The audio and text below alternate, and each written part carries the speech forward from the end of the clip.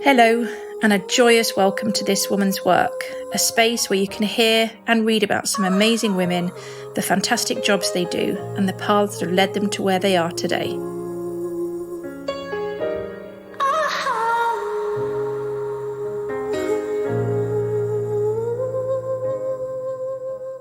I'm here today with Annabelle. Hi, Annabelle. Hello. Could you tell the lovely listener what it is you do for a living? Yeah, so I'm a self-employed beauty therapist. Okay. And have you always been a beauty therapist? Yeah, so I've done it for 21 years. You're not. Look at you. Fresh face. Fresh as a It's daisy. the Botox. It's the Botox. It's really been my career forever, really. I did sort of waitressing and things when I was at college. But yeah, it's been my passion. Brilliant. Really. Okay. So as always at this point, we go all the way back though first. Okay. Come back. So, Annabelle, school, college, what were you like? What were you into? Always really sporty at school, I would say. And loved animals. And I think when I was younger, if I'd spoken to my mother or father, I would have wanted to be a vet. Oh, okay. But I'm not particularly academic, so I think that one wouldn't have happened. Yeah. And I remember saying to my folks I wanted to be a veterinary nurse, and my mother, bless you, Excuse me, sorry. my mother saying I'm too sensitive, which I understand. Yeah. Cry at anything. Yeah. Especially animals. And then when I left school, even though the school I was at, it was university. That's where you were going. Yeah. And I did realise that was not something I wanted to do. Quite, not sadly, but I didn't want to leave my parents. Even at my age, lovely. Didn't want to leave them, just wanted to... Just a home girl. Yeah, homebody. And I remember either both of them or just my mother taking me to an open day at college.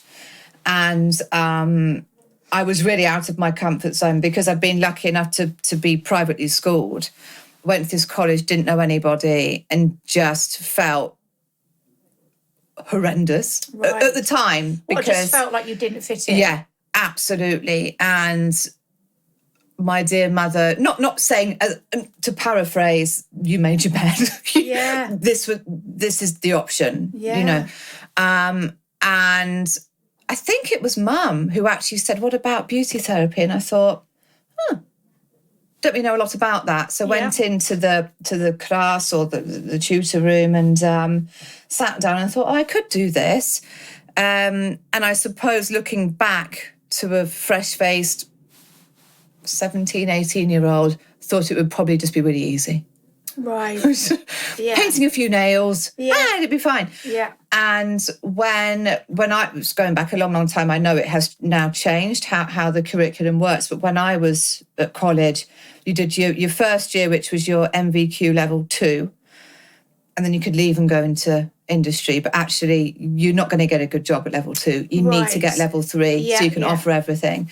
And I think when I first started the course, there were about, 30 plus people in my class, which I really wasn't used to. So I felt really nervous about that.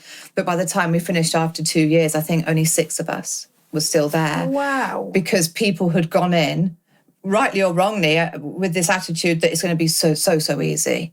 Right. But it really wasn't. You had to do a lot of science, anatomy and physiology, business studies, which I don't think we kind of expected. Looking back, I do think it's different now. People have more of an idea. Yeah. So I certainly got on better with the smaller classes, putting your hand up. And, you don't want to be wrong. When there's a big class, you don't know anybody. They all know each other. But that's interesting, isn't it? So you'd all, let's just say, sweeping statement, you'd all gone in there thinking it was going to be an easy ride. And that's more than a 50% dropout. Literally. So what made you stick at it then? Because I found it interesting. I found the subject matter interesting, and you don't want to sound rude, but I was good. Yeah. I was good at what I was doing. And at the school I'd been at previously, I won't say names, but being very academic, I was always in the lower sets, which didn't bother me per se. But looking back, I think maybe I did feel kind of like a bit of a dunce hat in the corner. Yeah. You know, when we'd have speech day, it was always the same kids that would always win. Well, that's life. And you know, my friends and I would be at the back thinking, it's not going to be us, so why are we here? So I think I've probably been knocked quite a lot over those years.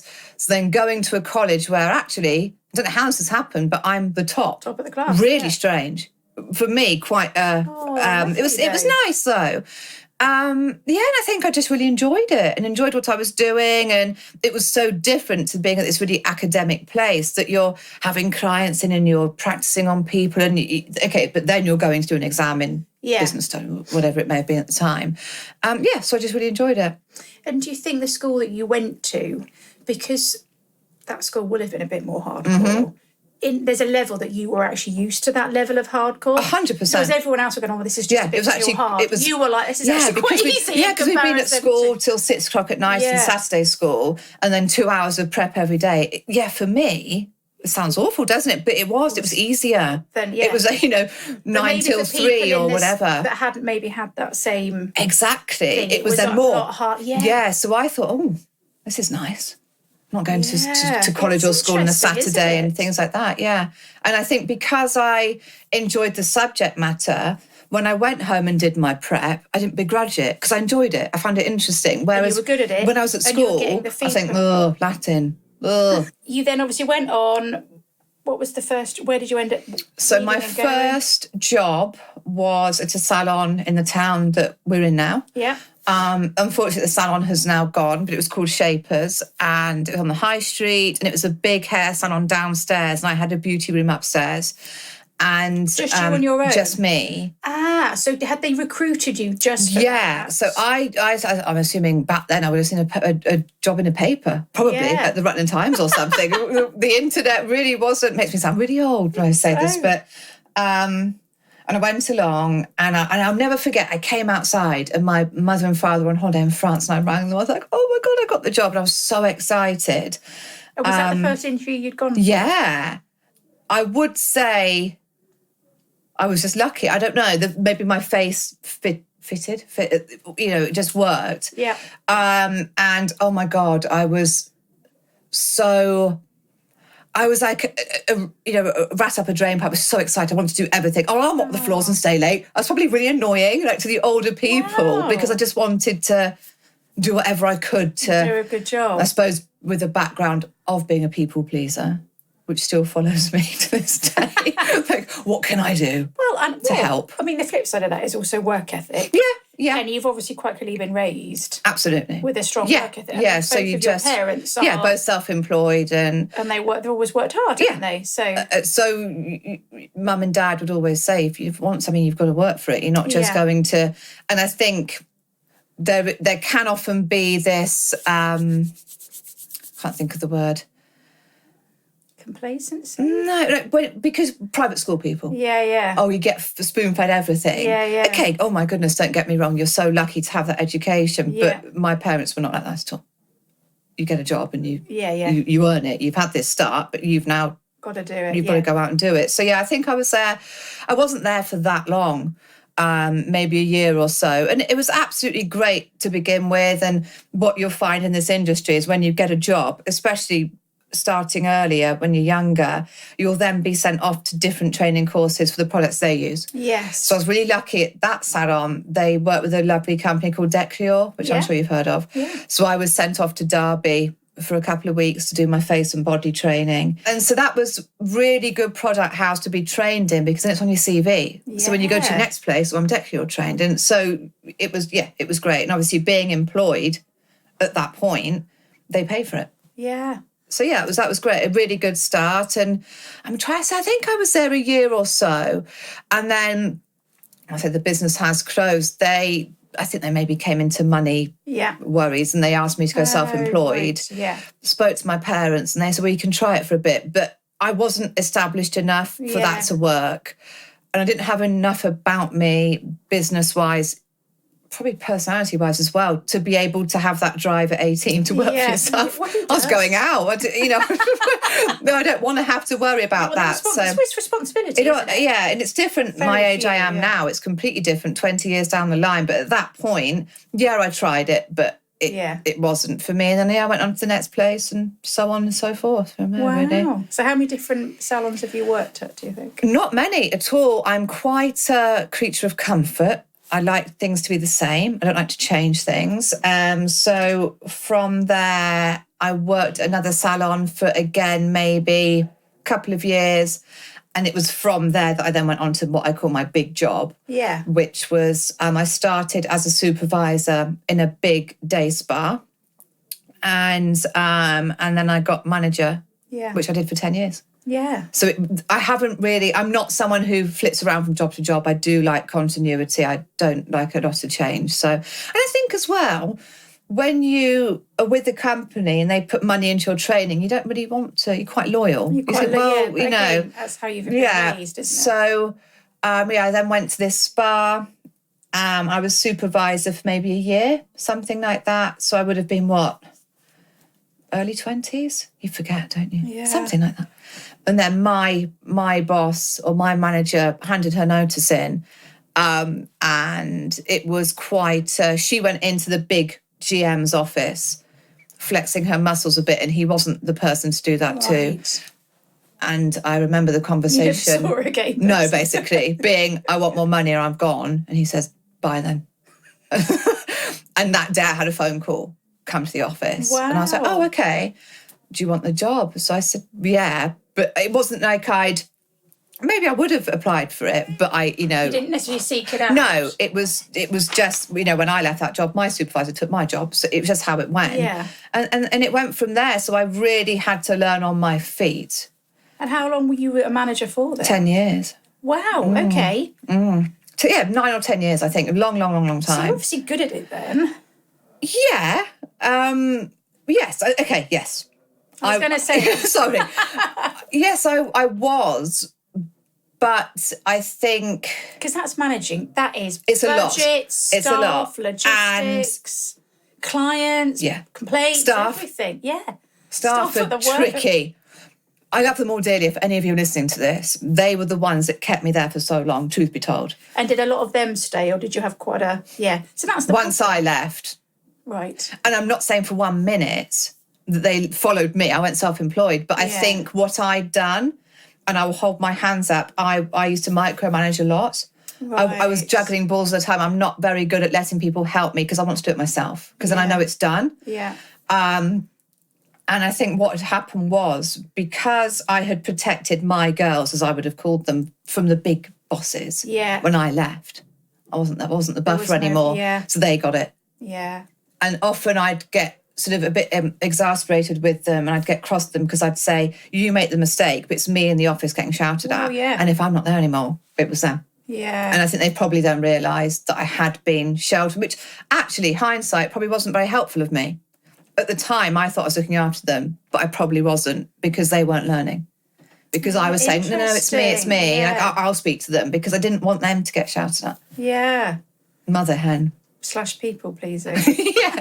Yeah, you know me too well. So what made you leave there then?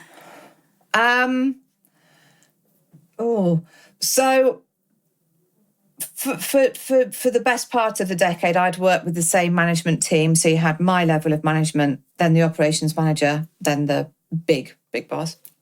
We, as a three, worked really well.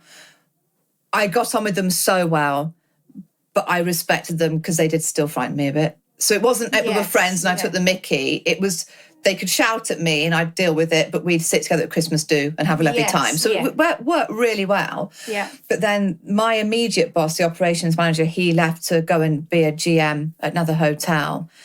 And we got someone else in who we didn't mesh. Yeah. Let's put it that way. And it was really sad.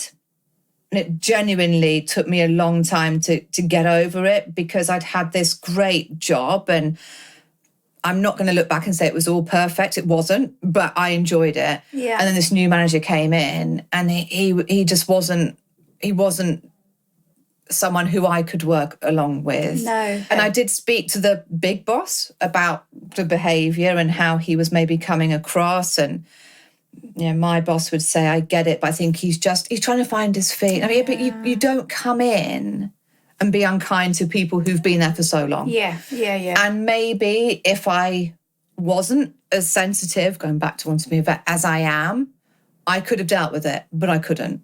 Yeah. So I made the decision. And at that point in my career, I think when you've been in management, most people would agree that it would then be hard to be managed again. Because it's not an arrogant thing, but you've been used to driving the boat. Well, I don't know how. Where would you go from that? Because you're Exactly. basically at a salon manager level. Yeah. You would have to set up your own. So were these the chats you were having with yourself? Oh my God, like, yeah. My husband and my parents, and, I don't want to work for anyone. And actually, really sadly, at this point in my career, I hated my job because of what had been going on at this spa. But I didn't know what else to do. And one day, and it's funny, isn't it? And I'm sure most people have been through a similar thing. It's the smallest thing that do it, you're done. Yeah. And I think it was due to my wonderful brother, who I love dearly. We all got the norovirus in the family, and it went through everyone. Oh, nice clearing. That was great, yeah. And thank you for that, Simon. And I got it, and then my husband got it. And my husband actually works for my father, and we were both at home recuperating, because when you've vomited, you can't go to work for 72 hours. God, you're shattered after. Yeah, in fact, we both felt super poorly. And we were watching a film. My husband was next to me and I was sitting next to him. So bear in mind, at this place, I didn't get sick pay either, which wasn't ideal, however. My husband's next to me and he's just sitting back, as my husband does, watching this movie and chilling out, thinking, awful few days, but we're getting through it. Yeah. And I'm getting really quite narky, horrible emails. When are you coming back to work? This can't carry on. And I just sat there and thought, no, that's it. I can't. Anyway, but so bear in mind, I'm off sick. They're still emailing me and ringing me. So I picked up my phone, went onto Facebook just for something to do, and I saw a local ad for where I rent now. Wow. And something just made me think, that's it. And if I hadn't have... Okay, so you did leave with a plan then? You sort of, had you... No. No, okay. But did you speak to these people before you quit, or...? No. So I messaged the lady who was advertising the space to rent, because she had put it as part-time hours. So I thought, well, I need to find out what she's talking, because it could be 2 hours up to 39. As long as it's not 40, it's not classed as... Yeah. So I said to her, hi, I just wondered... when you say part-time, what you're talking about. And I must say I was really touched, because I was quite low at this point mentally, because I've essentially been picked on at work. So she said, I know your reputation precedes you, so what do you want? Oh, right. So I said, I want full-time. And she said, I'll give you full-time. So I handed him my notice and he just looked at me and he said, what's this? And he said, it's what I think it is. I said, yeah. Shut the door, tries to talk me out of it. And I said, no. And he said, I'm not accepting it. Aww. Which I don't really know what to say at that point, because I think that's probably illegal. Nice, I'm not accepting it. So I said, oh, you mean he literally wouldn't? He wouldn't accept my notice. Right. And he said, I thought you were talking metaphor. No, this was a literal. And I just stood there staring at him, and he said, happened, I'm not touching it, I didn't see it. Yeah. He said, I want you to go home over the weekend and think about it. Oh, and we'll come back, because I used to have Sunday and Monday off there. We'll meet on Tuesday morning and discuss it. And because I did really respect this man, he wasn't the one who'd been unkind to me. I said, it's not going to change. I've already signed. That was a lie. I sort of signed a lease for somewhere. Yeah. And he kind of hurt my feelings, but I think it was just trying to toy with me a bit. So he said, what are you going to do? I said, I'm going out on my own. He went, never work. It will never work. And it really kind of gave me an impetus to think, actually, it will. Don't now try and do this to me. So I went home over the weekend. Obviously, didn't change my mind. Went back Tuesday and I said, I'm going. And historically, where I used to work, the minute a manager quit or handed notice in, you were put on immediate garden leave, to the point you were walked to your vehicle. Yeah. You weren't allowed back to your PC, anything. It's just very I've had to do that to people before, and you feel really bad. Yeah. Because I don't, that was their way of doing it, but I felt after all those years, it's a bit of a callous way to treat somebody. It is, yeah. However, because for the best part of 5, 6, 7 years, I really had been left to man this spa with the hair salon on my own. No one knew what I did. So they had to keep me there for a month. So they said to you they want you to go on garden leave and then retracted it? Yeah. Or did they? Okay. At the time, I remember being really quite cross about this because I fancied a month off. I'd had a really bad time, really so stressed, had this bug. I could do with a month just to chill before I start here because there was a lot to do here to get it ready. However, in the end, it really helped me out because I could speak to my clients, which, okay, looking back... I probably, whether I should have done it or not, I don't know. Oh, it does go on though, doesn't it? Clients are loyal, and irrespective of whether I've told them, tell them that you're thank leaving, you, because they'd expect to see me. To ask you where you're going. That is so it's a natural thing. But then that meant I literally finished there on the Saturday and started here the Tuesday. And again, so hindsight. For those 4 weeks, you were also, I guess, buying all your stuff. You were getting which was quite. That was a lot. Yeah, that was a lot because. What I will say in this industry, without being too negative, is it really isn't well paid unless you kind of work for yourself. It's not. Yeah. It's a shame. You've got to be the master of your own. You've got to. So, I haven't been well paid for about 10 years. And now I've got to set up my own business. Quite frightening. I was so lucky that when I started, after 4 weeks, I was fully booked. Wow. My fear had been, I'm going to start and I'll have no clients. Yeah. Because, it's my dog, because I think I had possibly been mentally knocked down quite a lot at my last job. So I probably thought I couldn't do it. Am I right in saying that you probably hadn't realised the extent of that until after you left? Yeah, I didn't realise at all. And like you say, then you almost have the PTSD from it, don't you? 100%, because I think when you're in a situation, you're kind of used to it. So when I started here and absolutely loved it, I thought, oh my God, that was appalling. Yeah. That was absolutely appalling. And then suddenly you've got to process well, as I've told you before, as a friend, I got incredibly depressed. Yeah. Which at the time, being much younger, surprised me that even though I was out of it, I got more miserable. Yeah. But I think it was because my brain was processing. Things were going really positively. Everything was great here. Wonderful. You got your own bar, you got booked at clients, but you just... Everything that had happened.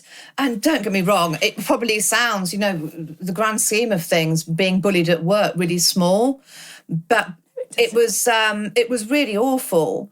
And I think as women, as we're talking about in here, you work with men, okay? And I had it so many times in that job where you would do a duty manager's shift, So not only were you managing your department, you would be on a late or an early. Right. So that would mean if there was a complaint in the restaurant or the hotel or the swimming pool, I would get radioed and I'd go. And I cannot tell you the amount of times being in my mid-20s that a man would say, can I speak to somebody else? Who else can I speak to? Yeah. And you knew what they were saying. Yeah. They weren't saying another woman. Yeah. They want a man. Yeah. And because I was being picked on by an older man, it really was awful because I didn't really have anywhere to go with it. Yeah. And I think it does kind of reinforce this thing of just being kind to people because God forbid if anything was to happen where I work now, much smaller, but if one of the girls came to me and said she was unhappy or someone on the reception team was being unkind, rest assured it would be nipped in the bud. Yeah. It wouldn't be, they're just new. Yeah. Just flexing their muscles. You can't kind of mess with people like that. No. So, absolutely. Sorry, I waffled there, but it definitely, the effects of what I went through got worse and worse and worse and worse. Well, and also suddenly, like you say, so you're on your own. I guess that you had people here though. Yes. But not as many. Not the team. Absolutely. So it was starting completely fresh. I was the only full-time therapist. Yeah. There was a girl who rented the room next to me, just did a little bit of part-time. It was a much smaller, same unit, but not as, I don't know, busy, vibrant as it is now. Yeah. So I kind of really was just on my own. I had one receptionist, but it was just me. And that's a lot. I think if you've been in a very social work, that will have been. I mean, that, like you say, it's a day spa. So you've got clients and say hairdressers, beauty therapists as well. It's just this... people around you all the time. Okay, so how long have you been here for now then? How old am I? Nearly 7 years. Wow, which doesn't, I think because of COVID, it kind of I have this really weird thing in my head that anything pre-COVID didn't really happen. I've got no sense of time. But I think it'll be 7 years in May that I've been here. But since then, the ownership of, so I rent my space. Yeah. Everything in here is mine, but I rent it from a lady. Yeah. And the owners have changed. How many times? Just once. Okay. So the people who had it when I first started sold it to the people who've got it now. Right. So once or twice. So I've got second lot of owners, and for me, that was really, as happy as I was the first time, 100%. The second owners coming gave me a new lease of life, because we are, even though I'm self-employed, which is what I want, we're a team. Yeah. We're a team of self-employed people. Yeah. All women. Yeah. And we laugh so much. Yeah, you do seem to have a lot of... We do. There was the option for me to buy it from the previous owner. Right. But I declined because I actually didn't want that responsibility. Yeah. I didn't want to come to work and if someone called in sick, have to sort it. Well, that sounds very selfish. On the receiving end of that. I'd done it for too long. That, I just wanted, within reason, to worry about my clients and myself in that bubble. I'm so lucky. I've got this incredibly close support network, and I think I won't go into it too much. It's utterly miserable and people will get depressed hearing me talk about it, but I wasn't in a good place mentally at all. I got very, very, very, very poorly. So I think they were like wrapping me with yards of cotton wool. Yeah, and they'd have done anything for you. So if that's what you want to do, we'll do it. We'll do whatever you want. Not in a aiding and abetting, but what do you want to do? Yeah. And if this is what you want to do, but you need to know. Yeah. And I think with any sort of mental illness, depression, anxiety, often people, when they're in the depths of it, at the time I didn't know what it was. I now know I was quite manic. Yeah. Okay, we could do it. And I was really hyper all the time. So if you didn't know me... If you didn't know me, great. She's so excited. Yeah. And actually, because I didn't know how ill I was at this point, I didn't know what I was doing. Yeah. I was just really like, okay, there's an expression, if you want something done, ask a busy person. I took that to 100. Yeah. And now I know what that was, but I didn't at the time. Yeah. So people who know me or knew me before I got ill were thinking, all right. This isn't you. This isn't... They were, but again, I think... I don't know if you've been ever, through this with anybody, God forbid it happens to either of your children, people treat you with kid gloves. Yeah. Because you can be quite combative, you can be quite... Yeah. I think I was at a place where people were maybe scared of my reactions to things, not in an angry way. I do have a slight temper. Yeah. Once a year, I have a big blowout. Back then, I wouldn't say I have a temper, but because I wasn't acting like me, I think, just leave her. Yeah. Just leave her. She'll be all right. Yeah. I wasn't all right at all. But that's to come. Yeah. That's to come.